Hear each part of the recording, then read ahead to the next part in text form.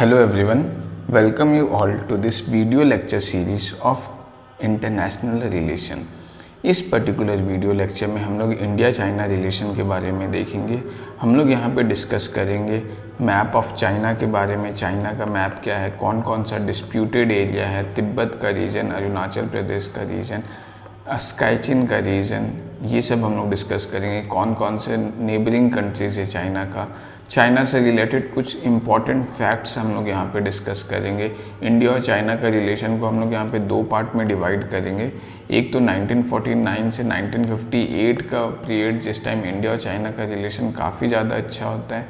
Even इस period में हम लोग ये भी डिस्कस करेंगे कि कैसे यूनाइटेड नेशन सिक्योरिटी काउंसिल में जो ताइवान को परमानेंट मेंबरशिप मिला हुआ था, जो ताइवान को वीटो पावर मिला हुआ था, वो कैसे चाइना को मिल जाता है और इसमें इंडिया जो है वो चाइना को हेल्प करता है ये वीटो पावर दिलवाने में। इवन जो फेज़ 2 है 1958 ऑनवर्ड्स, ये भी हम लोग देखेंगे। और ये जो फेज़ है, इस फेज़ में इंडिया और चाइना का रिलेशन काफ़ी स्ट्रेस्ड भरा रहता है। ऐसा क्यों होता है ये हम लोग देखेंगे। 1958 के बाद का जो इंडिया चाइना का रिलेशन है वो मेनली हम लोग 5 कॉन्टेक्स्ट में देखेंगे। बॉर्डर डिस्प्यूट को लेकर के, खास करके जो मैकमोहन लाइन का डिस्प्यूट है वो क्या है, अरुणाचल प्रदेश को लेकर के क्या डिस्प्यूट है, दलाई लामा का क्या इशू है, इंडो पैसिफिक रीजन के बारे में हम लोग देखेंगे, और चाइना पाकिस्तान कॉरिडोर जो है इस चीज़ को देखेंगे। इवन फिर हम लोग लास्ट में जो है इंडिया और चाइना का जो इकोनॉमिक रिलेशन है एट प्रेजेंट, इस चीज़ को देखेंगे। तो चलिए अभी हम लोग सबसे पहले यहाँ पे जो है चाइना का मैप को देख लेते हैं। अगर हम लोग मैप देखें तो चाइना जो है वो लगभग 14 कंट्री जो है उससे बॉर्डर शेयर करता है। जैसे ये यहाँ पे आपको दिख रहा होगा, ये नॉर्थ कोरिया हो गया, ये पहला हो गया, रशिया जो है वो दूसरा है, मंगोलिया तीसरा हो गया। फिर यहाँ पे रशिया और चाइना फिर से बॉर्डर शेयर कर रहा है, ये आपको पता होना चाहिए, और इधर भी कर रहा है। फिर आपका कजाकिस्तान है, ये चौथा हो गया। फिर आपको यहाँ पे दिखेगा किर्गिस्तान, तजाकिस्तान, अफ़गानिस्तान, पाकिस्तान। फिर यहाँ पे इंडिया है, नेपाल है, भूटान है, और फिर म्यांमार है, लाओस, और ये वियतनाम। टोटल जो है यहाँ पे 14 कंट्रीज़ होते हैं। तो ये जो है 14 कंट्री के साथ बॉर्डर शेयर कर रहा है, और ये जो है ये जॉइंट हाईएस्ट है रशिया के साथ। रशिया भी जो है ये भी टोटल 14 कंट्रीज़ के साथ बॉर्डर शेयर करता है। चाइना भी 14 कंट्रीज़ के साथ बॉर्डर शेयर करता है। आइए हम लोग कुछ डिस्प्यूटेड एरिया जो है उस चीज़ को देख लेते हैं। ये यहाँ पे आपको दिख रहा होगा कि जो टेरिटोरियल डिस्प्यूट है इंडिया और चाइना को लेकर के, ये अगर आप कश्मीर का मैप देख रहे हैं तो यहाँ पे जो ये वाला पोर्शन है ये डिस्प्यूटेड एरिया है। यहीं पे पैंगोंग लेक है जिसको लेके स्टैंड ऑफ हुआ था रिसेंटली इंडिया और चाइना आर्मी के बीच में। फिर ये स्काईचिन वाला एरिया है, ऑल्दो ये इंडिया का पार्ट है, लेकिन अभी ये जो टेरिटरी है वो चाइना के अंदर है, और चाइना इस चीज़ को क्लेम भी करता है। हालांकि मतलब चाइना के अंदर है और इस टेरिटरी को इंडिया हालांकि अभी क्लेम करता है।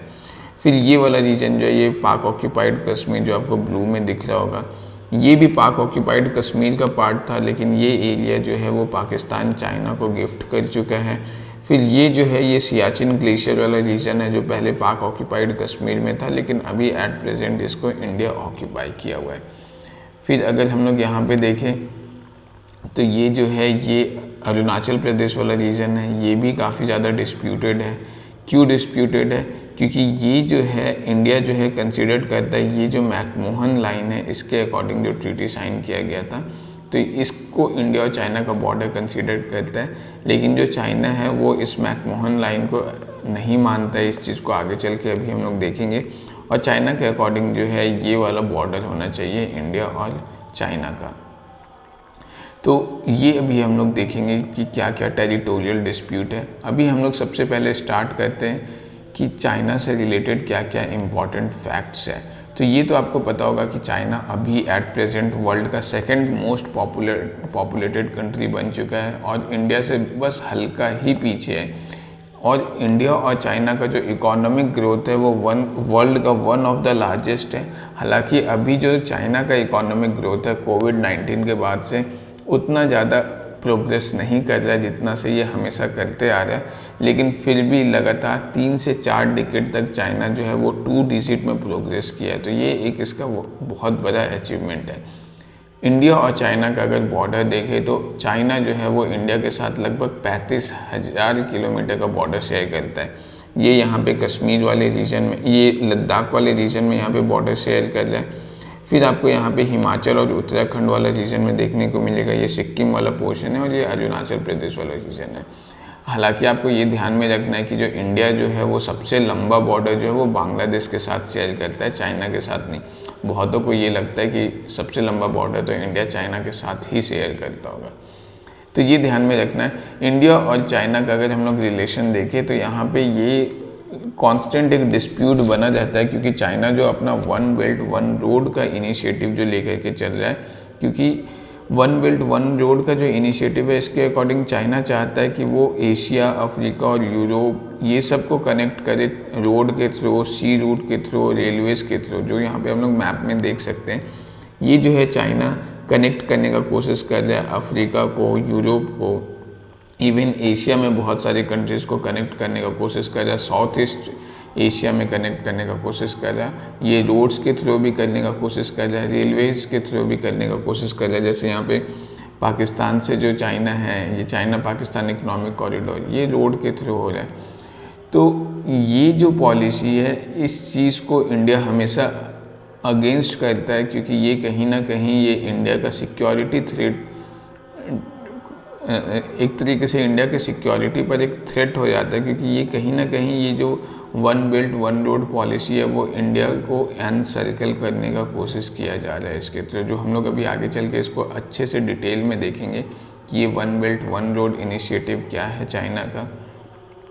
फिर एक चीज़ और समझ लीजिए आप सब कि जो चाइना है ये जो है, ये हमेशा से जितना भी चाइना का हिस्टोरिकली जितना भी चाइना में डायनेस्टी रहा है, वो हमेशा खुद को दुनिया से कट ऑफ रखे, खुद को हमेशा आइसोलेट रखे। ऐसा नहीं है कि चाइना अभी ही खुद को दुनिया से कट ऑफ रखता है, पहले भी कट ऑफ रखा है। और उसका रीज़न सिंपल सा यही है कि चाइना जो है वो खुद को हमेशा एक सुपीरियर रेस समझता है, हमेशा बाकी जितने भी रेस है वर्ल्ड के उससे खुद को सुपीरियर समझता है। इसका जो है एक खुद का एक इम्पीरियल जो है थिंकिंग है। और यही एक रीज़न है कि अगर सपोज़ कर लो जितना अभी जो डिमांड चाइना वर्ल्ड का फुलफ़िल कर पा रहा है, अगर इन फ्यूचर यही डिमांड इंडिया फुलफ़िल करने के लिए कैपेबल हो जाए, तो इसमें कोई दोहराई का बात नहीं है कि इंडिया पे जो है वो वर्ल्ड ज़्यादा भरोसा करेगा, ज़्यादा ट्रस्ट करेगा। ओके, जो चाइना का अगर हम लोग हिस्ट्री देखें तो जो अक्टूबर 1949 है, इस टाइम क्या होता है कि चाइना में रिवॉल्यूशन आता है। और ये रिवॉल्यूशन मैं आपको एक बार वर्ल्ड मैप पे अच्छे से बता देता हूँ। ये आपको दिख रहा होगा, ये जो है ये ताइवान है। ये बेसिकली ताइवान जो है ये डेमोक्रेटिक रिपब्लिक ऑफ चाइना है। ओके, यहाँ पे डेमोक्रेसी फॉलो होता है। और ये जो चाइना है इसका ऑफिशियल नाम जो है वो PRC है, पीपल्स रिपब्लिक ऑफ चाइना। तो एक्चुअली जो ये चाइना वाला रीजन है, इस पे क्या था कि पहले डेमोक्रेटिक रिपब्लिक ऑफ चाइना, ये जो था डेमोक्रेटिक रिपब्लिक ऑफ चाइना, इस पार्टी का रूल था। लेकिन यहाँ पे रिवॉल्यूशन होता है 1949 में, और उसके बाद क्या होता है कि ये डेमोक्रेटिक रिपब्लिक ऑफ चाइना जो है इस रिवॉल्यूशन में इसका हार हो जाता है और यहाँ पे पीपल्स रिपब्लिक ऑफ चाइना का फॉर्मेशन होता है। और ये डेमोक्रेटिक रिपब्लिक ऑफ चाइना जो है ये लिमिटेड हो जाता है केवल ये ताइवान वाले पोर्शन में। ओके, तो ये कहानी है कि ये ताइवान है, ये डेमोक्रेटिक रिपब्लिक ऑफ चाइना। अब यहाँ पे चाइना ये क्लेम करता है कि ये जो डेमोक्रेटिक रिपब्लिक ऑफ चाइना है ये भी चाइना का ही इंटीग्रल पार्ट है। तो 1949 में जो रिवॉल्यूशन होता है उसकी वजह से क्या होता है, ये जो पीपल्स रिपब्लिक ऑफ चाइना है इसका इस्टेब्लिशमेंट होता है, और जो डेमोक्रेटिक रिपब्लिक ऑफ चाइना है वो कहीं ना कहीं ताइवान तक ही लिमिटेड हो जाता है। और ये जो रिवॉल्यूशन हो जाता है वो किसके लीडरशिप में हो जाता है, ये माओ जेडोंग के लीडरशिप में हो जाता है। एट प्रेजेंट अगर हम लोग पॉपुलेशन देखें चाइना का तो वो लगभग 140 करोड़ है। माओ जेडोंग जो है उनका बहुत बड़ा रोल है चाइना के पॉपुलेशन को कंट्रोल करने में, क्योंकि माओ जेडोंग जो है यही वन चाइल्ड पॉलिसी इम्प्लीमेंट करते हैं चाइना में, और जिसकी वजह से चाइना का पॉपुलेशन जो है वो काफ़ी हद तक कंट्रोल होता है।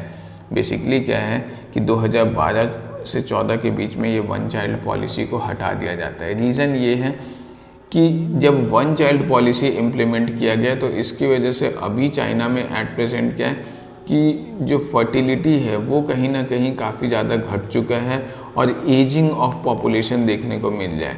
ओके, तो ये जो एजिंग ऑफ पॉपुलेशन देखने को मिल रहा है उसकी वजह से क्या हो रहा है कि अब कहीं ना कहीं ये चाइना के लिए एक थ्रेट बन चुका है, क्योंकि पॉपुलेशन का जो एवरेज है जहाँ इंडिया में 28 से 29 साल है वो चाइना में जो है 40+ देखने को मिल रहा है। तो इसलिए ये वन चाइल्ड पॉलिसी को रिमूव कर दिया गया 2012-14 के बीच में। इसका सिंपल सा रीज़न ये था क्योंकि चाइना ऑलरेडी अपने पॉपुलेशन पे काफ़ी कंट्रोल कर चुका है, फर्टिलिटी बहुत ज़्यादा घट चुका है चाइना का। फिर जब इससे भी बात नहीं चला, वन चाइल्ड पॉलिसी जब 2012-14 में जब ये आया और उससे भी चाइना का जो फर्टिलिटी है वो इंक्रीज़ नहीं हो जाता, तो फाइनली 2021 में थर्ड चाइल्ड पॉलिसी लाया गया, जिसके अकॉर्डिंग अब क्या है कि चाइना जो है वहाँ पे अब 3 बच्चे पैदा करने होंगे सबको। ओके, और इसका लाने का रीज़न सिंपल यही था, फर्टिलिटी रेट घट जाता, मतलब कि जो बर्थ रेट है वो कहीं ना कहीं बिल्कुल घट चुका था। अब हम लोग कुछ फैक्ट्स देख लेते हैं चाइना के से रिलेटेड कि ऑल्दो जो चाइना है और इंडिया का पॉपुलेशन है वो लगभग बराबर ही है, 140 करोड़ के आसपास, लेकिन अगर हम लोग पॉपुलेशन डेंसिटी देखें तो वो चाइना में केवल 152% पर स्क्वायर किलोमीटर है, जबकि इंडिया का जो पॉपुलेशन डेंसिटी है वो 481% पर किलोमीटर स्क्वायर है। इसके पीछे रीज़न सिंपल सा यही है कि जो चाइना है इसका जोग्राफिकली चाइना इंडिया से बहुत ज़्यादा बड़ा है, लेकिन यहाँ पे आपको एक चीज़ ध्यान में रखना होगा कि चाइना का जो 94% पॉपुलेशन है वो केवल इस रीजन में है। ये वाला जो रीजन आपको दिख रहा होगा, कोस्टल एरिया वाला रीजन, 94% पॉपुलेशन इसी रीजन में है। ये जो तिब्बत वाला रीजन है इधर चाइना में उतना ज़्यादा सेटलमेंट नहीं है, बाकी का जो ये वाला पोर्शन है इसमें 6% ही पॉपुलेशन है। लेकिन क्योंकि चाइना का जो जोग्राफी है, जो टेरिटरी का साइज़ है वो बहुत ज़्यादा बड़ा है, इसलिए चाइना में जो पॉपुलेशन डेंसिटी है वो बहुत कम है, 152 है। और इंडिया का जो पॉपुलेशन डेंसिटी है ये काफ़ी ज़्यादा, कि हर 1 किलोमीटर स्क्वायर में 481 पर्सन्स है, मतलब कि इंडिया का जो पॉपुलेशन डेंसिटी है वो चाइना के लगभग 3 गुना ज़्यादा है। फिर एक और बहुत इम्पॉर्टेंट फैक्ट है जिससे आपको चाइना का जो अभी का करंट सिनेरियो है ये समझने में काफ़ी ज़्यादा हेल्प मिलेगा। जैसे इंडिया में एक फ़िलासफ़र है चाणक्य हो गया, जिसको काफ़ी ज़्यादा फॉलो किया जाता है, गांधी हो गए, इनको काफ़ी ज़्यादा फॉलो किया जाता है। तो वैसे ही जो चाइना है वहाँ पे जो सबसे ज़्यादा फॉलो किए जाने वाली फ़िलासफ़र है वो है कन्फ्यूशियस। ये यहाँ पे आप पिक्चर देख सकते होंगे, ये कन्फ्यूशियस है। तो ये जो कन्फ्यूशियस है इनको काफ़ी ज़्यादा फॉलो किया जाता है, और ये कन्फ्यूशियस का जो इन्फ्लुएंस है वो चाइना के हर चीज़ में देखने को मिलता है, चाहे वो कल्चर हो, आर्ट हो, वहाँ का रिलीजन हो, कोई भी परंपरा हो, ट्रेडिशन हो, हर जगह ये कन्फ्यूशियस का जो फिलॉसफी है उसका इन्फ्लुएंस वहाँ पे देखने को मिलता है। और इनका बिलीव क्या था कन्फ्यूशियस का? इनका कहना था कि किसी भी इंडिविजुअल का जो इंटरेस्ट है उसका कोई मतलब नहीं होता है स्टेट के इंटरेस्ट के सामने। अगर सपोज कर लो कि इंडिविजुअल को अगर स्टेट के इंटरेस्ट के कारण अगर किसी इंडिविजुअल का जो इंटरेस्ट है, चाहे वो ह्यूमन राइट का वायलेशन ही क्यों ना हो रहा, तो वो भी जायज़ है। स्टेट का इंटरेस्ट जो है वो सुप्रीम है। ओके, तो ये जो था ये कन्फ्यूशियस का फिलॉसफी था कि an individuals interest need to be sacrificed for state interest, कि अगर स्टेट का इंटरेस्ट है तो उसके लिए इंडिविजुअल का इंटरेस्ट जो है उसको सेक्रीफाइस करना होगा। और यही सेम फिलॉसफी तो हम लोग को कम्युनिस्ट पार्टी ऑफ चाइना को में भी देखने को मिलता है। कम्युनिज्म में भी तो यही है कि जो स्टेट का इंटरेस्ट है वो सुप्रीम है, लेकिन जो इंडिविजुअल का इंटरेस्ट है वो सुप्रीम नहीं है। क्या इंडिया में ऐसा है? इंडिया में ऐसा नहीं है, किसी भी डेमोक्रेटिक कंट्री में ऐसा नहीं है कि जो इंडिविजुअल का इंटरेस्ट है वो उतना ज़्यादा इम्पोर्टेंट नहीं करता। इंडिया में सबको फंडामेंटल राइट इंश्योर किया गया है, उस फंडामेंटल राइट का आप वायलेशन नहीं कर सकते। इवन जब इंदिरा गांधी के पीरियड में इमरजेंसी लागू किया गया था तो उसका उनको हर्जाना भी भुगतना पड़ा। अगले जो नेक्स्ट इलेक्शन जो हुआ उसमें इंदिरा गांधी इलेक्शन लूज़ कर दी थी। इंडिया में आप जो ह्यूमन राइट वायलेशन है वो आप नहीं कर सकते, नहीं तो फिर बहुत सारा प्रेशर ग्रुप्स है, एनजीओ है, सिविल सोसाइटी है, वो जो है वो सपोर्ट में खड़ा हो जाता है, उस ह्यूमन राइट वायलेशन के अगेंस्ट में खड़ा हो जाता है।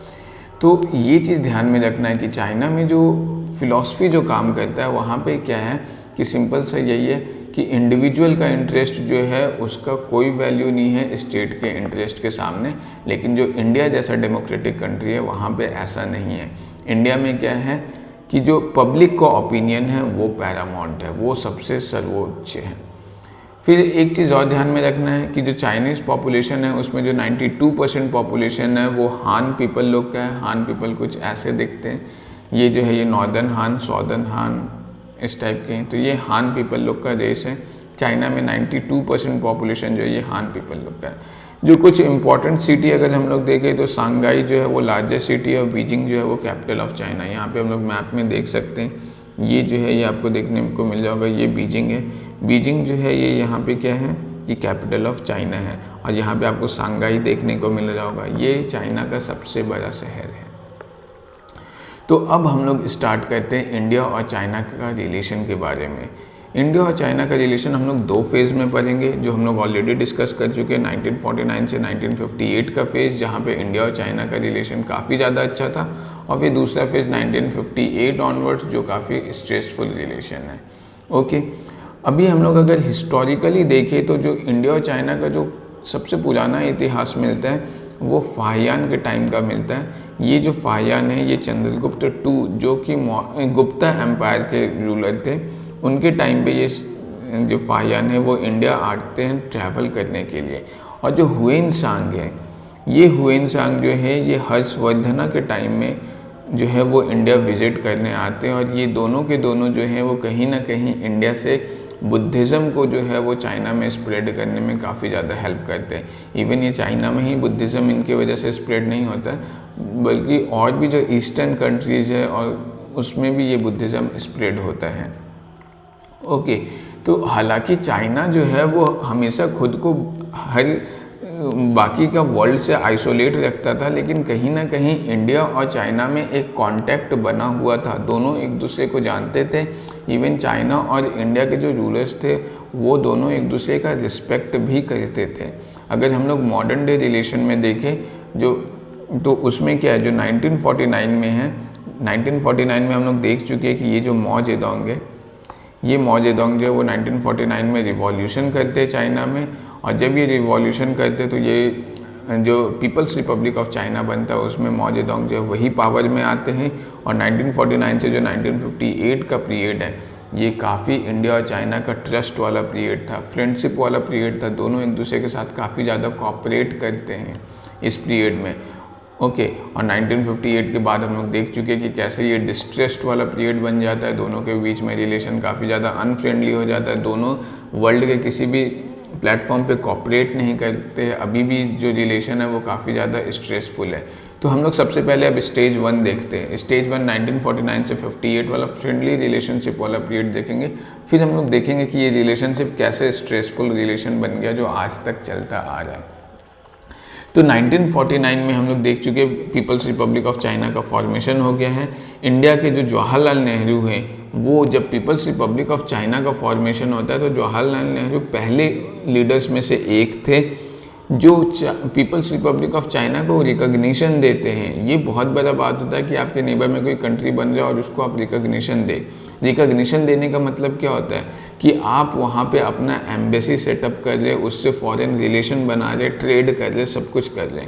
ओके, तो ये इवन ये भी कहा जाता है कि इंडिया कहीं ना कहीं मौ जेडोंग जो है इनको सपोर्ट भी किया था। ये जो पीपल्स रिपब्लिक ऑफ चाइना का जो रिवॉल्यूशन था उस रिवॉल्यूशन के करने में इंडिया का कहीं ना कहीं मौ जेडोंग को सपोर्ट भी प्रोवाइड किया गया था। फिर एक फैक्ट ये भी है जो काफ़ी इम्पॉर्टेंट है कि पहले क्या था, जो यहाँ पे जो डेमोक्रेटिक रिपब्लिक ऑफ चाइना था, अभी हम लोग देख चुके हैं कि जो ताइवान है ये आपका क्या है, डेमोक्रेटिक रिपब्लिक ऑफ चाइना है। और एट प्रेजेंट ये जो चाइना हम लोग बोलते हैं ये क्या है, पीपल्स रिपब्लिक ऑफ चाइना। और ये जो पीपल्स रिपब्लिक ऑफ चाइना ये कैसा पार्टी है, कम्युनिस्ट पार्टी है। और ये जो डेमोक्रेटिक रिपब्लिक ऑफ चाइना था ये कैसा था, डेमोक्रेटिक पार्टी था। तो अब आप बताइए यूएसए का सपोर्ट कम्युनिस्ट पार्टी वाले PRC को मिलेगा या democratic Republic of China Taiwan वाले को मिलेगा? उसको ताइवान वाले डेमोक्रेटिक रिपब्लिक ऑफ चाइना को सपोर्ट था। तो इसीलिए जो है जो परमानेंट मेंबरशिप है यूनाइटेड नेशन सिक्योरिटी काउंसिल में वो ताइवान को दिया गया था, डेमोक्रेटिक रिपब्लिक ऑफ चाइना को।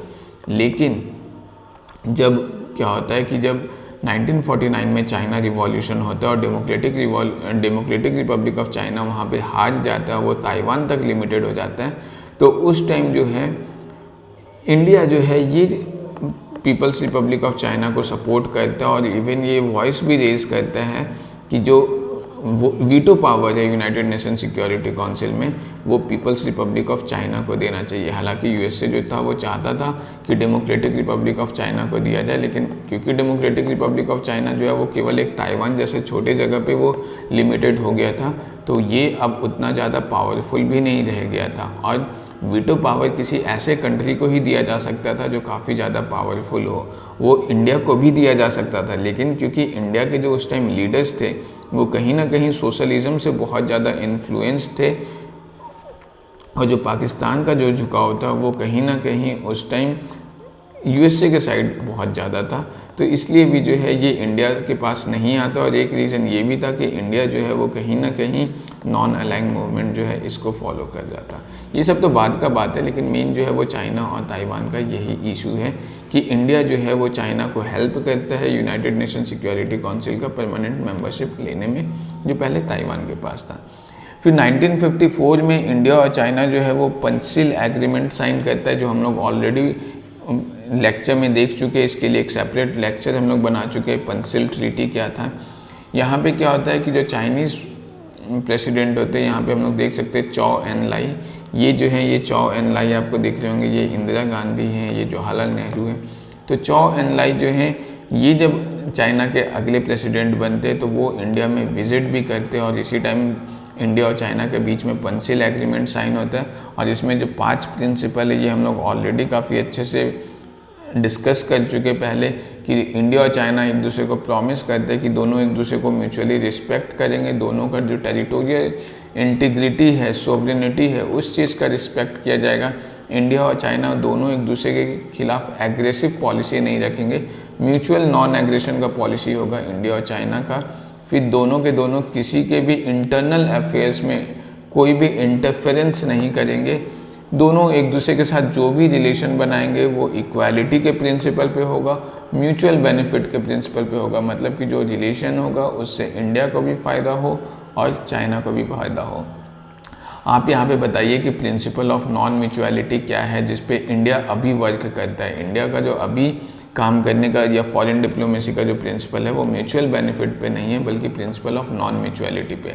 अगर आपको नहीं पता तो आप गुजरात डॉक्ट्राइन का जो वीडियो है इसी इंटरनेशनल रिलेशन के प्लेलिस्ट में आप उसे जाकर देख सकते हैं। फिर इंडिया चाइना जो है वो यहाँ पे इस चीज़ को भी डील करते हैं कि दोनों पीसफुली को एग्जिस्ट करेंगे। ओके, इवन ये जो पीरियड था ये इंडिया और चाइना का फ्रेंडशिप वाला पीरियड इतना ज़्यादा अच्छा था कि स्लोगन दिया जाता है हिंदी चीनी भाई भाई। और 1962 में जब चाइना इंडिया पे अटैक करता है तो ये बहुत ही बड़ा सेटबैक था जवाहरलाल नेहरू को, क्योंकि जवाहरलाल नेहरू कभी ऐसा सोचे ही नहीं थे कि चाइना जो है वो इंडिया पे अटैक करेगा, क्योंकि दोनों का रिलेशन काफ़ी ज़्यादा अच्छा था।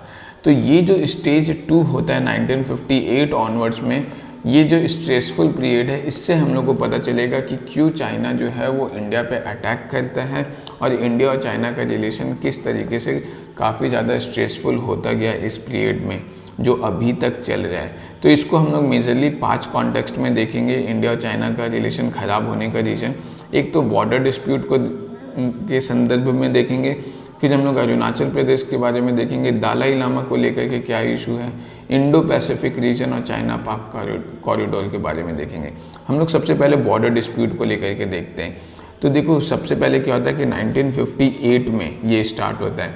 1958 में चाइना का एक न्यूज़पेपर था, वो चाइना का मैप पब्लिश करता है और उस मैप में वो स्काईचिन को, जो स्काईचिन हम लोग यहाँ पे मैप में देख चुके हैं कि ये जो कश्मीर वाला रीजन है, अभी ये लद्दाख वाला रीजन है, ये लद्दाख में जो ये स्काईचिन वाला पोर्शन है, ये स्काईचिन वाले पोर्शन को चाइना अपने टेरिटरी में शो करता है। और इवन ये जो अरुणाचल प्रदेश वाला रीजन है, इसको भी वो अपने टेरिटरी में शो करता है। तो ये 1958 का बात है कि 1958 में चाइना में एक न्यूज़पेपर पब्लिश हुआ था और उसमें जो मैप ऑफ चाइना है उसमें स्काई चेन और अरुणाचल प्रदेश दोनों को शो किया गया था। तो गवर्नमेंट ऑफ इंडिया क्या करेगा, उस न्यूज़पेपर को कंडेम करेगा, और जब गवर्नमेंट ऑफ इंडिया इस न्यूज़पेपर को कंडेम करता है तो जो पीपल्स रिपब्लिक ऑफ चाइना है उस चीज़ को एक्सेप्ट भी करता है कि हाँ ये गलत हो गया। ओके, लेकिन बाद में 1959 में क्या होता है कि जो चाइनीज़ प्रेसिडेंट थे चौ एनलॉय, ये वही प्रेसिडेंट है जिनके साथ यहाँ पे पेंसिल एग्रीमेंट साइन हुआ है, ये चौ एनलॉय।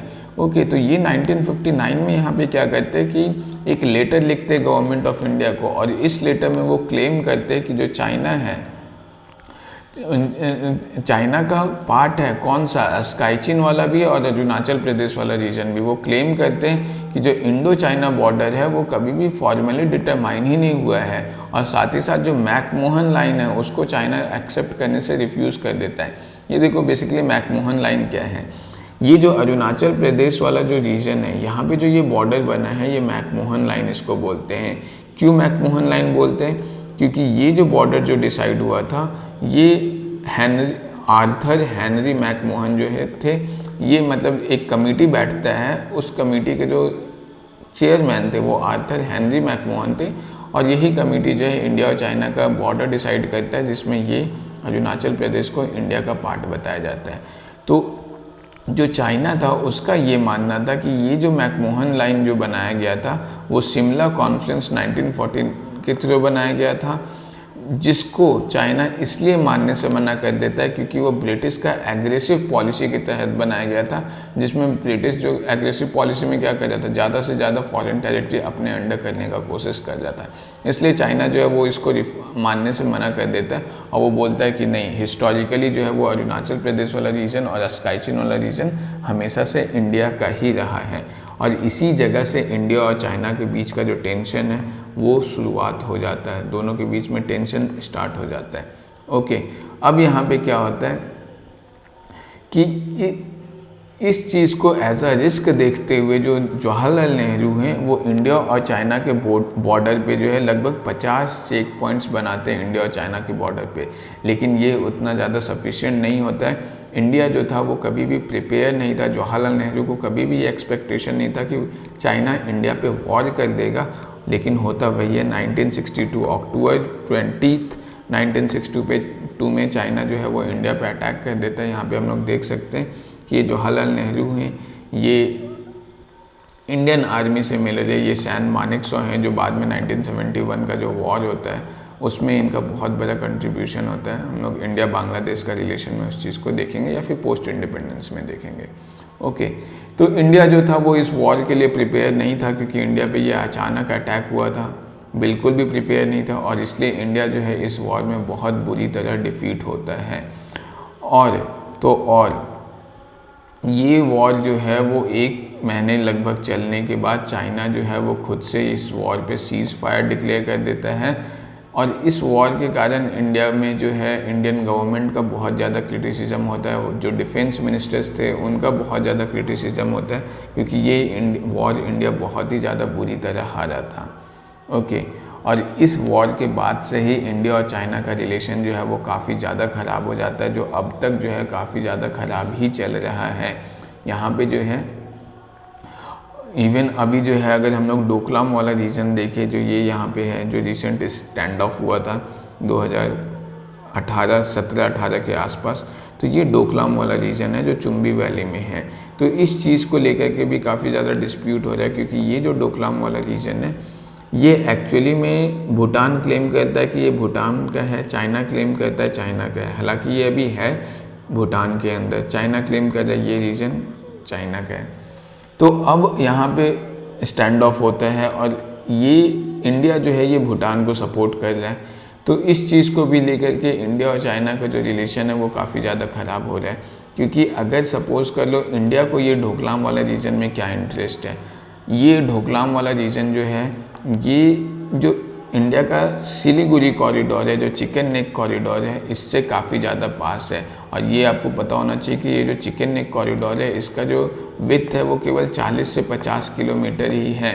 तो अगर ये चिकन नेक कॉरिडोर पे किसी भी कंट्री मतलब चाइना जो है यहाँ पे डोकलाम के थ्रू इस चीज़ को डिस्कनेक्ट कर देता है, तो इंडिया का जो कनेक्शन है नॉर्थ ईस्ट से वो कहीं ना कहीं कंप्लीट डिस्कनेक्ट हो जाएगा। तो इसलिए भी इंडिया जो है नहीं चाहता कि ये डोकलाम वाले रीजन पे चाइना का कब्जा हो, और इसलिए वो भूटान को सपोर्ट भी कर रहा है। ओके, तो ये हम लोग देख चुके हैं कि कैसे डोकलाम जो है वो ट्राई जंक्शन है इंडिया और चाइना का, इंडिया चाइना और भूटान का ट्राई जंक्शन है। डोकलाम चिकन नेक कॉरिडोर के काफ़ी ज़्यादा पास है। हम लोग ये भी देख लिए कि चाइना जो है वो लगभग 14 कंट्री के साथ अपना बॉर्डर शेयर करता है, जो joint largest in the world है, क्योंकि रशिया भी 14 कंट्री के साथ जो है वो अपना बॉर्डर शेयर करता है। ओके, फिर जो दूसरा इशू है इंडिया और चाइना का रिलेशन को लेकर के, वो है दलाई लामा का इशू। देखो सिंपल सा बात है, ये दलाई लामा जो है वो तिब्बत के रिलीजियस लीडर है, ये 14th रिलीजियस लीडर है। ये जो है ये बेसिकली तिब्बत में बुद्धिज़्म को काफ़ी ज़्यादा फॉलो किया जाता था, और जब वर्ल्ड वॉर 2 होता है तो उस टाइम क्या होता है कि चाइना जो था वो उस टाइम उतना पोजीशन में नहीं था कि वो तिब्बत पे अपना सोवरेनिटी क्लेम करे। वो वर्ल्ड वॉर 2 ख़त्म होने के बाद चाइना जो है वो उस टाइम ये नहीं बोलता कि ये तिब्बत जो है वो तो चाइना का पार्ट है, लेकिन बाद में क्या होता है कि चाइना ये क्लेम करने लग जाता है कि नहीं, ये जो तिब्बत वाला रीजन है जो आपको दिख रहा होगा, ये पूरा लद्दाख वाले पोर्शन को बॉर्डर टच कर रहा है। बेसिकली ये पूरे इंडिया का जो बॉर्डर है वो पहले तिब्बत के साथ ही था।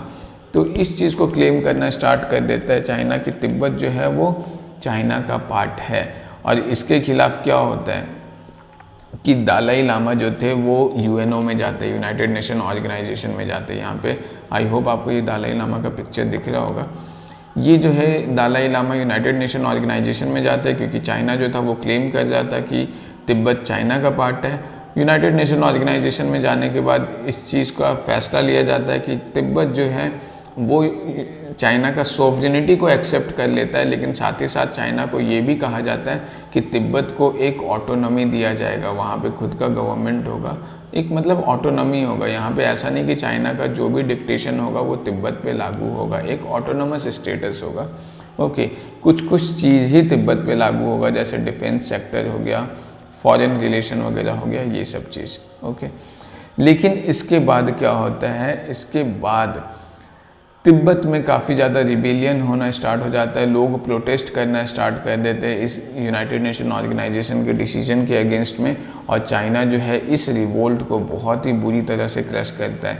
लाखों लोगों का जान जाता है यहाँ पे। और इसी टाइम क्या होता है कि जो दलाई लामा थे और उनके साथ काफ़ी सारे लाखों जो रिफ्यूजीज थे वो इंडिया आ जाते हैं, और इंडिया जो है वो तिब्बतन जो रिफ्यूजी थे और जो दलाई लामा थे इन दोनों को शरण दे देता है। हालांकि चाइना जो बोलता है इंडिया अगर दलाई लामा को शेल्टर दे रहा है तो वो कहीं ना कहीं वो इंडिया के अगेंस्ट रिबेलियस एक्शन है, लेकिन इंडिया जो है इस चीज़ को हमेशा आपको ध्यान में रखना है कि इंडिया ये कभी नहीं बोला कि तिब्बत जो है वो एक इंडिपेंडेंट कंट्री है। इंडिया हमेशा इस चीज़ से एग्री करता रहा है और अभी भी करता है कि चाइना जो है उसका कंप्लीट राइट है तिब्बत के ऊपर। हालांकि इंडिया जो है वो तिब्बतन रिफ्यूजी को शरण दिया था, दलाई लामा को जो है वो भी शरण दिया, लेकिन इंडिया इस चीज़ के अगेंस्ट कभी नहीं था कि तिब्बत जो है वो तो ऑटोनोमस कंट्री है। तो चाइना को इस चीज़ से प्रॉब्लम नहीं होना चाहिए था, ये इंडिया का ऐसा मानना था। लेकिन चाइना का ये कहना था कि अगर इंडिया तिब्बतन रिफ्यूजी और दलाई लामा को शरण दे रहा है तो वो कहीं ना कहीं इंडिया के साथ मतलब चाइना के साथ बिट्रेयल है। ओके, और इवन इंडिया जो है ये हमेशा से ये कहता आ रहा है तिब्बत जो है वो पार्ट ऑफ चाइना है। इंडिया जो है वो शेल्टर दिया है दलाई लामा को एज अ रिलीजियस लीडर और not as a political leader. क्यों? क्योंकि जो दलाई लामा थे वो बुद्धिज़्म के एक बहुत बड़े रिलीजियस लीडर थे। तो दलाई लामा को शरण देना मतलब रिलीजियस लीडर को शरण देना। और एक चीज़ और ध्यान में रखना चाहिए कि जो जवाहरलाल नेहरू थे उनका झुकाव बुद्धिज़्म की तरफ कहीं ना कहीं बहुत ज़्यादा था, इसलिए भी जो है वो दलाई लामा को शरण देने के पीछे एक रीज़न ये भी हो सकता है। तो दलाई लामा को जब as a religious leader India शरण देता है, not as a political leader, लेकिन ये चीज़ चाइना को एक्सेप्टेंस नहीं था। चाइना का यही कहना था कि ये जो है रिलीजन के नाम पे कहीं ना कहीं दलाई लामा जो है इंडिया से अपना पॉलिटिकल एक्टिविटी कर रहे हैं। ओके, लेकिन इंडिया इस चीज़ को हमेशा एश्योर किया और ये आज तक मेंटेन करके रखा हुआ है कि दलाई लामा इंडिया से चाइना के अगेंस्ट कोई भी ऐसा मूवमेंट नहीं करेंगे, कोई भी ऐसा पॉलिटिकल एक्टिविटी नहीं करेंगे, और ये आज भी इस चीज़ को फॉलो किया जाता है। ओके, लेकिन इस चीज़ को चाइना एक्सेप्ट करने से मना करता है कि ऐसा हो ही नहीं सकता। चाइना को हमेशा लगता है दलाई लामा इंडिया में बैठ के कोई ना कोई पॉलिटिकल एक्टिविटी लगातार कर रहे हैं चाइनीज़ गवर्नमेंट के अगेंस्ट में। ओके, और ये जो दलाई लामा वाला इशू है, इसकी वजह से इंडिया और चाइना का रिलेशन और भी ज़्यादा ख़राब होता चला जाता है, और ये भी एक बहुत बड़ा रीज़न था 1962 का वॉर होने के पीछे कि क्यों चाइना जो है वो इंडिया पे अटैक करता है। फिर जो अरुणाचल प्रदेश वाला रीजन है उसमें क्या है, देखो अरुणाचल प्रदेश वाला रीजन में हम लोग देख चुके हैं कि जो मैकमोहन लाइन है उसको चाइना जो है वो एक्सेप्ट करने से मना कर देता है, और चाइना के अकॉर्डिंग जो मैकमोहन लाइन है वो साउथ चाइना जो है उसका कहीं ना कहीं पार्ट है। तो इसीलिए जब भी दलाई लामा जो है वो अरुणाचल प्रदेश जाते बुद्धिज़्म का प्रचार प्रसार करने, तो इस चीज़ को चाइनीज़ गवर्नमेंट जो है वो काफ़ी ज़्यादा कंडेम करता है। रीज़न क्या है, पहला रीज़न तो ये क्योंकि जो अरुणाचल प्रदेश है वो चाइना का टेरिटरी है, और दलाई लामा अगर चाइना का टेरिटरी में एंटर कर ले तो वो बिना चाइनीज़ गवर्नमेंट के परमिशन के कर लें, जो चाइना को एक्सेप्ट नहीं है। चाइना का कहना है कि अगर दलाई लामा अरुणाचल प्रदेश विजिट करने जाए तो पहले चाइनीज़ गवर्नमेंट से परमिशन ले, जो पॉसिबल नहीं है, ये कभी नहीं हो सकता। ठीक है, फिर एक रीज़न ये भी है कि हालांकि दलाई लामा जो है वो रिलीजियस लीडर के रूप में अरुणाचल प्रदेश को विजिट करते हैं, लेकिन चाइना को लगता है कि नहीं, वो तो अरुणाचल प्रदेश में जाके कोई ना कोई पॉलिटिकल एक्टिविटी कर रहे, कोई ना कोई पॉलिटिकल एजेंडा चला रहे चाइना के अगेंस्ट में, तो इसलिए भी चाइना जो है अपोज करता है दलाई लामा का एंट्री अरुणाचल प्रदेश में। ओके, फिर जो तीसरा पॉइंट है वो इंडो पैसिफिक रीजन को लेकर के है। यही जो है इंडो पैसिफिक रीजन हम लोग इसको बोलते हैं, जिसमें इंडियन ओशन और पैसिफिक ओशन का ये वाला जो पार्ट है वो आता है। तो ये जो इंडो पैसिफिक रीजन है इसमें कुछ कुछ जो मेजर कंट्रीज़ है वो है इंडिया, चाइना, यहाँ पे आपको दिख रहा होगा ये है इंडिया, ये चाइना, ये ऑस्ट्रेलिया, यहाँ पे आपको ये जापान दिखेगा। यूएसए जो है ये पैसिफिक ओशन में इधर आ जाता है, यहाँ पे ये यूएसए वाला पार्ट है, और फिर आपको यहाँ पे साउथ ईस्ट एशियन कंट्रीज़ देखने को मिलेगा, ये आसियान कंट्रीज़ के मेंबर। आपको पता होना चाहिए कि यहाँ पे जो ईस्ट तैमूर है वो अभी recently 11th ASEAN member country बना है। ओके, तो ये जो इंडो पैसिफिक रीजन है ये इतना ज़्यादा इम्पॉर्टेंट क्यों है? पहला तो ये ट्रेड के पर्सपेक्टिव से बहुत ज़्यादा इम्पॉर्टेंट है। इस रीजन में बहुत ही ज़्यादा रिसोर्सेज है, सी फूड का बहुत ज़्यादा पोटेंशियल है। इवन चाइना में जो है वो सी फूड, जापान में ये सब तो एक बहुत ही बड़ा बिजनेस क्रिएट करके देता है चाइना को, जापान को। ओके, तो सी फूड का बहुत ज़्यादा रिसोर्स है, पेट्रोलियम प्रोडक्ट्स का रिजर्व बहुत ज़्यादा है। उसके बाद स्ट्रैटेजिकली भी ये एरिया बहुत ज़्यादा इम्पॉर्टेंट है। स्ट्रैटेजिकली मतलब सैन्य दृष्टि से, मिलिट्री पर्पज़ से। ओके, इस रीजन में जो इंडो पैसिफिक वाला जो रीजन है यहाँ पे बिजनेस का बहुत अच्छा अपॉर्चुनिटी है, रिसोर्स का बहुत अच्छा अपॉर्चुनिटी है, और स्ट्रैटेजिकली इसलिए इम्पॉर्टेंट है क्योंकि इस रीजन पे कंट्रोल मतलब ट्रेड पर्पज़ से इस रीजन में जो भी जहाज़ आना जाना होगा उन सब पे कंट्रोल। ओके, तो इसलिए भी ये रीजन चाइना के लिए बहुत ज़्यादा इम्पॉर्टेंट हो जाता है, और इसलिए चाइना जो है वो लगातार कोशिश करते रहता है कि कैसे चाइना जो है वो इस रीजन पे अपना इन्फ्लुएंस बढ़ाए। जैसा कि हम लोग देख चुके हैं कि जो साउथ चाइना सी है, ये वाला जो रीजन है, इस जगह पे चाइना लगातार अपना टेरिटरी एक्सपेंड करने का कोशिश कर रहा है। लगातार जो छोटे आइलैंड्स हैं उन पर अपना कब्जा बढ़ाने का कोशिश कर रहा है। फिर एक one belt one road initiative है चाइना का, जो हम लोग ऑलरेडी देख चुके हैं कि इसके अकॉर्डिंग क्या है कि चाइना रोड कनेक्टिविटी या वाटरवे कनेक्टिविटी या एयरवे कनेक्टिविटी के थ्रू वो एशिया, अफ्रीका, यूरोप ये सब से कनेक्ट होने का कोशिश कर रहा है। क्यों? सिंपल सा पर्पज़ है, ताकि अगर जब ये कनेक्टिविटी करेगा, जो हम लोग स्टार्टिंग में फर्स्ट पेज में ही देखे थे कि जब ये कनेक्टिविटी होगा तो उसके वजह से जो है कहीं ना कहीं जो चाइना का जो एक्सपोर्ट है या इंपोर्ट जो भी वो करता है वो वर्ल्ड वाइड, वो उसके लिए काफ़ी ज़्यादा आसान हो जाएगा। ओके, तो ये जो है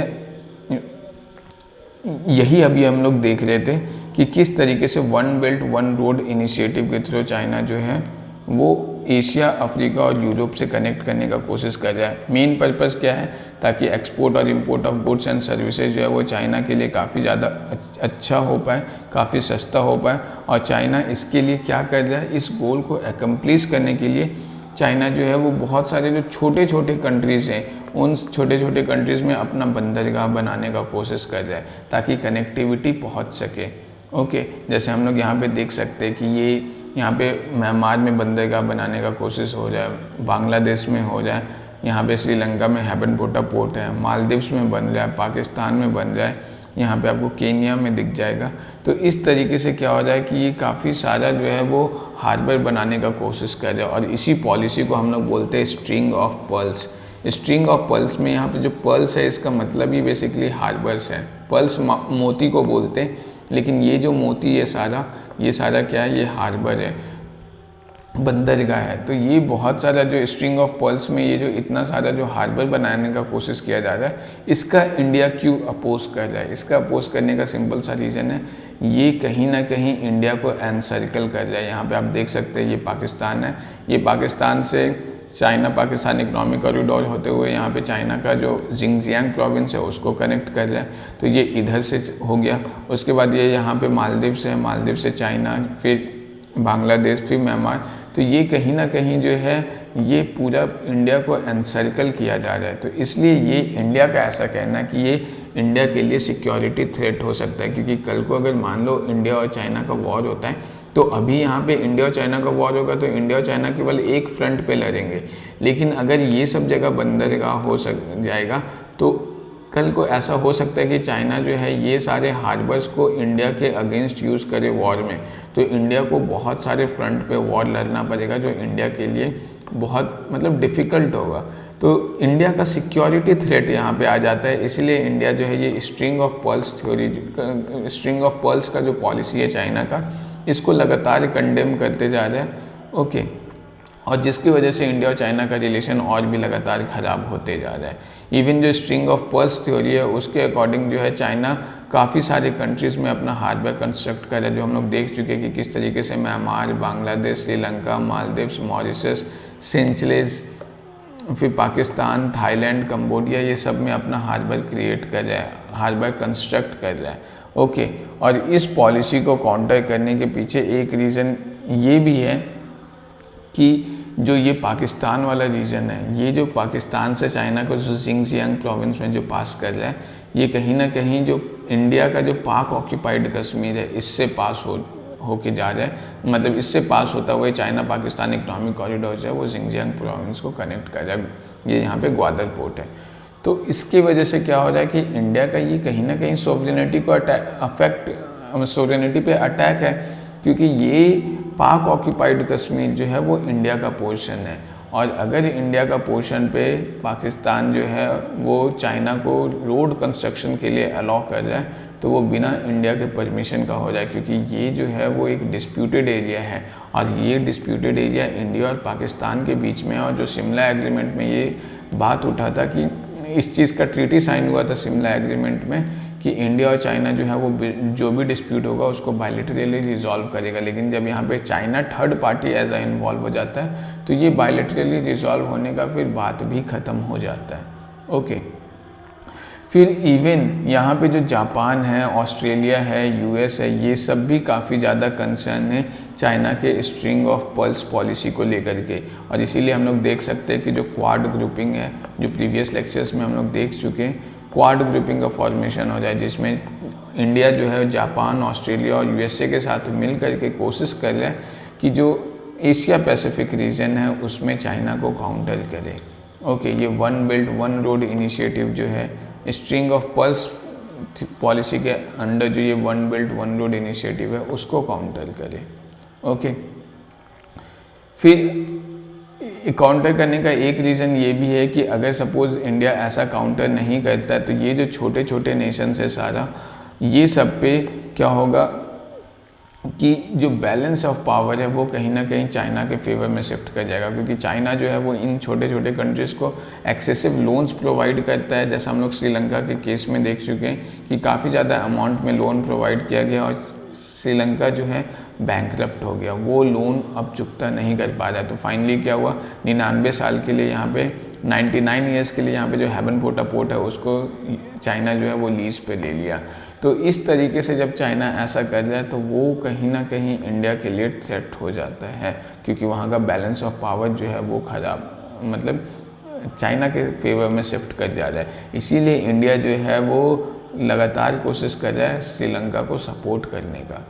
ओके, तो इससे क्या होता है कि जो साउथ ईस्ट एशियन कंट्रीज़ है, जो इंडो पैसिफिक रीजन में जितने भी साउथ ईस्ट एशियन कंट्रीज़ है, वो इंडिया के लिए बहुत इंपॉर्टेंट हो जाते हैं, ताकि वहाँ का बैलेंस ऑफ पावर ख़राब नहीं हो। अगर इस रीजन का बैलेंस ऑफ पावर चाइना के फेवर में शिफ्ट करेगा तो इंडिया का जो ट्रेड है जापान के साथ, रशिया के साथ जो इधर से होता है, या साउथ कोरिया के साथ, वो ख़राब हो जाएगा। और कहीं ना कहीं ये स्ट्रैटेजिक पॉइंट ऑफ व्यू से भी इन कंट्रीज़ के लिए काफ़ी ज़्यादा नुकसानदेह भी है।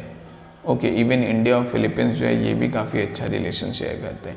फिर चाइना पाकिस्तान इकोनॉमिक कॉरिडोर है, इसमें क्या है कि हम लोग ऑलरेडी अभी डिस्कस कर चुके हैं कि किस तरीके से यहाँ पे जो ग्वादर पोर्ट है, यहाँ से एक कॉरिडोर बनाया जा रहा है जो इंडिया का पाक ऑक्यूपाइड कश्मीर है, इस रीजन से होते होते यहाँ पे जिंगजियांग प्रोविंस में जो काशगार रीजन है, इस चीज़ को कनेक्ट कर रहा है। तो इस चीज़ का इंडिया हमेशा से अपोज कर रहा है, क्योंकि ये पाक ऑक्यूपाइड कश्मीर में ये कॉरिडोर बन रहा है और ये कहीं ना कहीं इंडिया के टेरिटोरियल सोवरेनिटी पे अटैक है। ओके, लेकिन चाइना जो है पाक ऑक्यूपाइड कश्मीर को इंडिया का पार्ट नहीं मानता है, वो कम्प्लीटली इसको पाकिस्तान का पार्ट मानता है। तो इससे भी क्या है कि इंडिया और चाइना के बीच में जो रिलेशन है वो कहीं ना कहीं ख़राब होते जा रहा है। ओके, फिर चाइना पाकिस्तान का अगर हम लोग रिलेशन देख ले तो चाइना जो है वो हमेशा से पाकिस्तान को सपोर्ट किया वर्ल्ड के प्लेटफॉर्म में, चाहे वो कश्मीर का इशू हो या कोई भी इशू हो, चाहे वो वॉर का पीरियड हो, हमेशा चाइना जो है वो पाकिस्तान को सपोर्ट किया, चाहे वो टेररिस्ट ऑर्गेनाइजेशन को ही सपोर्ट क्यों ना करना हो। उसमें भी China United nation security council में काफ़ी टाइम जो है वो वीटो पावर यूज़ किया है। इवन जो शिमला एग्रीमेंट है उसमें जो ये रिजोल्यूशन लिया गया था कि जो भी इंडिया और पाकिस्तान के बीच में डिस्प्यूट है वो बायलैटरली रिजॉल्व किया जाएगा, किसी भी थर्ड पार्टी का इंटरफेरेंस नहीं होगा। तो इस चीज़ को भी चाइना जो है वो काफ़ी ज़्यादा वायलेट किया है, और चाइना जो है इस चीज़ में पाकिस्तान को हमेशा बढ़ चढ़ के सपोर्ट किया है, क्योंकि यहाँ पे जो पाक ऑक्यूपाइड कश्मीर में अगर ये चाइना पाकिस्तान इकोनॉमिक कॉरिडोर बन रहा है तो ये कहीं ना कहीं ये जो शिमला एग्रीमेंट है इसका वॉयलेशन है, क्योंकि यहाँ पे आप थर्ड पार्टी को इन्वॉल्व कर ले रहे हो ये डिस्प्यूटेड एरिया में। ओके, तो इसलिए जो है इंडिया और पाकिस्तान का भी टेंशन बहुत ज़्यादा बढ़ रहा है। चाइना इसमें इंपॉर्टेंट एक फैक्टर भी प्ले कर रहा है। चाइना पाकिस्तान इकोनॉमिक कॉरिडोर जो है ये one belt one road initiative के लिए बहुत इंपॉर्टेंट है, लेकिन इंडिया के लिए ये सही नहीं है। अगर प्रेजेंट सिनेरियो देखें हम लोग इकोनॉमिक रिलेशन का, तो इंडिया जो है वो कहीं ना कहीं चाइना पे अभी बहुत ज़्यादा डिपेंडेंट है अपने इंपोर्ट्स के लिए। जैसे अभी इंडिया का जो टोटल एक्सपोर्ट होता है, इंडिया एक्सपोर्ट तो ज़्यादा नहीं कर रहा है चाइना को, इंडिया का टोटल एक्सपोर्ट का केवल 5% सामान ही चाइना में जाता है, लेकिन इंडिया जितना भी इंपोर्ट करता है उसका 14% सामान जो है केवल चाइना से आ रहा है। ये आपको 14% इसलिए लग रहा होगा क्योंकि इंडिया, ये आपको 14% कम लग रहा होगा। रीज़न ये है कि इंडिया जो है बहुत ज़्यादा लार्ज क्वांटिटी में डिफेंस इक्विपमेंट इंपोर्ट करता है और पेट्रोलियम प्रोडक्ट्स जो है वो इंपोर्ट कर रहा है, क्रूड ऑयल खास करके बहुत ज़्यादा इंपोर्ट कर रहा है, तो जिसकी वजह से ये आपको 14% दिख रहा होगा। लेकिन अगर आप केवल गुड्स के टर्म्स में देखें तो इंडिया में जो 70% इलेक्ट्रॉनिक कंपोनेंट्स है वो चाइना का है, जो 45% कंज्यूमर ड्यूरेबल्स है वो चाइना से आ रहा है, जो फार्मास्यूटिकल इंडस्ट्रीज़ है उसमें लगभग 70% एक्टिव फार्मास्यूटिकल इंग्रेडिएंट्स जो है वो चाइना का है, जो लेदर गुड्स इंडिया में आता है चाइना से 40% लेदर गुड्स जो है वो चाइना से आ रहा है इंडिया में। फर्टिलाइज़र में अगर देखें तो जो चाइना से इंडिया में फर्टिलाइज़र आता है वो लगभग 76% सस्ता होता है। इलेक्ट्रॉनिक सर्किट्स जो है वो 23% सस्ता हो जाए। डाटा प्रोसेसिंग यूनिट्स जो है वो लगभग 10% सस्ता होता है जो चाइना से इंडिया में आता है। तो ये इंडिया के डोमेस्टिक मार्केट को कहीं ना कहीं जो है वो बहुत ज़्यादा चैलेंज देता है। और ख़ास करके अभी अगर हम लोग देखें साइबर सिक्योरिटी को लेकर के, तो उसमें भी चाइना जो है वो इंडिया को बहुत ज़्यादा चैलेंज जो है वो देता है। यहाँ पे आपको एक चीज़ ध्यान में रखना है कि जो इंडिया का और चाइना का रिलेशन है ये स्टैग्नेंट नहीं है, ये लगातार बदल रहा है और इसमें हमेशा कुछ ना कुछ बदलाव आते ही रहता है। तो इसमें ज़रूरी है कि आप जो है करंट अफेयर से खुद को अपडेट रखें।